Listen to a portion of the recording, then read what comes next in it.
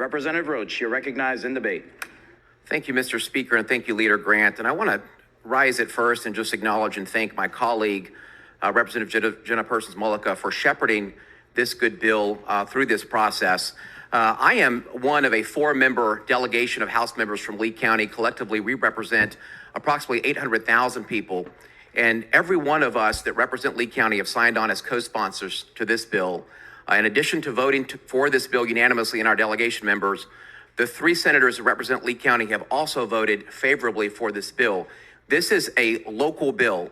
And I want to address just for a minute some of the substance and some concerns that have been raised, and then talk a little bit about the procedure of a local bill.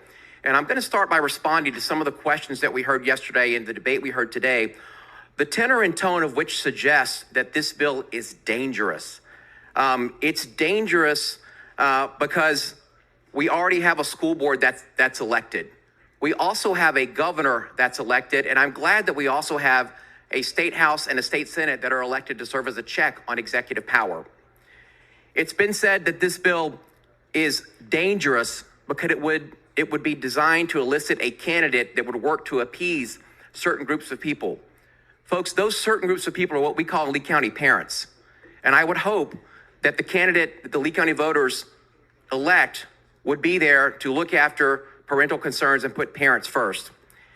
But mostly what we heard is that this bill is dangerous because there are no guardrails put up to select, to provide qualifications, age qualifications, or educational requirements for the person that may be elected. And that's true. And I would call this to mind when you consider that. You know, Lee County is 135 years old. In Lee County, the minimum age requirement, as it is everywhere else in the state, is for a member to be 21 years old to run for office for the Florida State House and Florida Senate. In the 135-year history of Lee County, the voters of Lee County have never, ever elected a 21-year-old state senator or a 21-year-old House member. They could, and I'm not making any, we have some very young members of this chamber, but the voters haven't done that in Lee County. In the 135-year history of Lee County, the voters have never elected a sheriff that did not have any law enforcement experience, although they could do so. In the 135-year history of Lee County, the voters have never elected one of our 5 county commissioners that were 18 years old. That's the minimum requirement in Lee County to be a county commissioner. That's never happened in Lee County. And I would also remind you that in this chamber 2 years ago, the voters in Hialeah elected a member to this chamber that had no college degree. Not only that, but the members in this body, many of whom are still here, elected him to lead this chamber and preside over shepherding a $100 million budget and 200 bills through this chamber. His picture hangs on the wall right there.